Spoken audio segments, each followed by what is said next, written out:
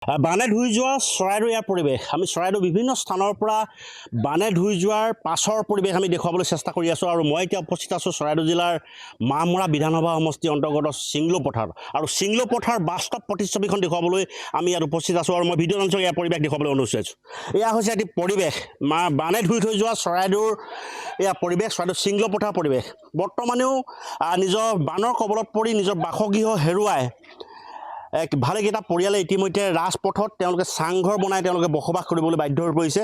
এয়া হৈছে চিংলো পথাৰৰ প্ৰকৃত প্ৰতিচ্ছবি। মই দৃশ্য দেখুৱাইছোঁ তেওঁলোকে পথৰ ওপৰত এনেদৰে আমি ভিডিঅ' দেখুৱাবলৈ অনুৰোধ কৰিছোঁ। এইটো এটা চাংঘৰত তেওঁলোকে আজি এমাহ উকলি যোৱাৰ পাছতো বানৰ পৰা এমাহ উকলি যোৱাৰ পাছতো তেওঁলোকে এনেদৰে চাংঘৰত থাকিবলৈ বাধ্য হৈছে। মই ভিতৰৰ পৰিৱেশ অলপ দেখুৱাবলৈ চেষ্টা কৰিছোঁ।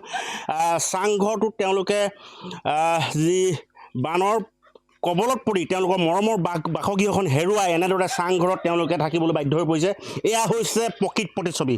বান শেষ হোৱাৰ পাছত চৰাইদেউ জিলাৰ বিভিন্ন স্থানত এনেদৰে প্ৰকৃত প্ৰতিচ্ছবিসমূহ দেখুৱাবলৈ আমি বিভিন্ন স্থানত পৰিদৰ্শন কৰিছোঁ আৰু আজি উপস্থিত আছোঁ মই চৰাইদেউ চিংলো পথাৰত। চিংলো পথাৰৰ পৰিৱেশ চাওক। এই পৰিৱেশটো কাষতে এটি বাসগৃহ আছে, মই সেই বাসগৃহটো দেখুৱাবলৈ অনুৰোধ জনাইছোঁ। এই বাসগৃহটোত ইতিমধ্যে একাঠু পলসেৰে ভৰি পৰিছে। এয়া হৈছে বান ওলাই যোৱাৰ পাছৰ দৃশ্য। চৰাইদেউ জিলা চিংলো পথাৰৰ এই আমি দৃশ্য দেখুৱাইছোঁ। এয়া হৈছে প্ৰকৃত প্ৰতিচ্ছবি। এটি বাসগৃহ দেখুৱাবলৈ মই ভিডিঅ' অনুৰোধ জনাইছোঁ।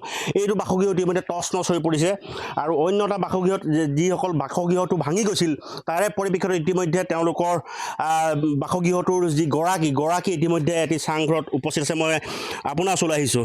কেতিয়াৰ পৰা আপোনালোকে এই চাংঘৰটোত আছে? আমি যেতিয়াবা পানী হৈছে তেতিয়াবা আমি এনেকুৱা আছোঁ। তাত কালাঘৰত আছিলোঁ। আজি 3 দিন হ'ল ইয়াত বহাটো। তাৰপিছত এনেকুৱা ঘৰটো এনেকুৱা 3 বাৰ এনেকুৱা জেওৰা চেওৰা লগাই মানে এনেকৈ আছোঁ আৰু নিজে পইচা পাতিৰ কাৰণে কষ্ট এনেকুৱাকৈ আছোঁ আৰু। কিবা চৰকাৰী সাহাৰ্য পাইছে নেকি? চৰকাৰী সাহাৰ্য এনেকুৱা একো নাই পোৱা। পাইছোঁ মানে এনেকুৱা টোপোলা চোপোলা যি দিয়াখিনি পাইছোঁ, এনেকুৱা নাই পোৱা। টকা পইচা একো নাই পোৱা। কালি পাইছোঁ মাত্ৰ 500 টকা কালি পালোঁ। 500 টকা দিছে। কোনে দিছে 500 টকা? 500 টকা এতিয়া আমিও ইমান নাজানো হওঁতে এনেকুৱা দিছে। আপোনালোকৰ পৰিয়ালটোত কেইজন লোক ইয়াত বসবাস কৰে? এতিয়া মোৰ মানুহজন আছে, মোৰ ল'ৰা 2টা, আমি 4টা পৰিয়াল। কি নাম আপোনালোকৰ মানুহজনৰ নামটো? বিদ্যাধৰ সোণোৱাল। আৰু আপোনাৰ নাম? ৰেণুকা সোণোৱাল। এইটো অঞ্চলত ভালে সংখ্যক ৰাইজৰ বাসগৃহৰ বানপানীয়ে বুৰাই পেলাইছিল। কিমান মানুহৰ গোটেই গাঁওখন বুৰাই গৈছিল?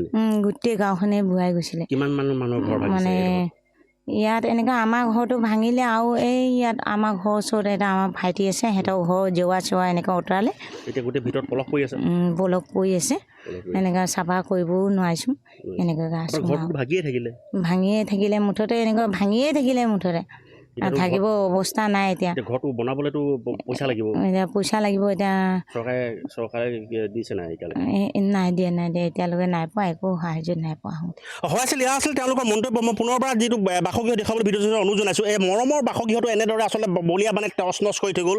তাৰে পৰিপ্ৰেক্ষিতত ইতিমধ্যে এইটো পৰিয়ালে ৰাজপথৰ কাষত তেওঁলোকে চাংঘৰ বনাই অস্থায়ীভাৱে বসবাস কৰিবলৈ বাধ্য হৈ পৰিছে। আৰু এয়া হৈছে চৰাইদেউ জিলাৰ যি বানৰ প্ৰকৃত প্ৰতিচ্ছবি। আৰু এই ক্ষেত্ৰত তেওঁলোকে এটা অভিযোগ উত্থাপিত হৈছে, বৰ্তমানেও তেওঁলোকে চৰকাৰীৰ পৰা কোনো সাহাৰ্য পোৱা নাই। এই ক্ষেত্ৰত বিভাগীয় কৰ্তৃপক্ষ তথা মাহমৰা সমষ্টিৰ বিধায়কগৰাকীয়ে কেনেদৰে ব্যৱস্থা গ্ৰহণ কৰিব, এইসকল পৰিয়ালক যিসকল বানত আচলতে ক্ষতিগ্ৰস্ত হৈছে, ক্ষতিগ্ৰস্ত হোৱা পৰিয়ালক আচলতে কেনেদৰে উদ্ধাৰ কৰিব, পৰৱৰ্তী সময়তে লক্ষণীয় হৈ পৰিব। হয়।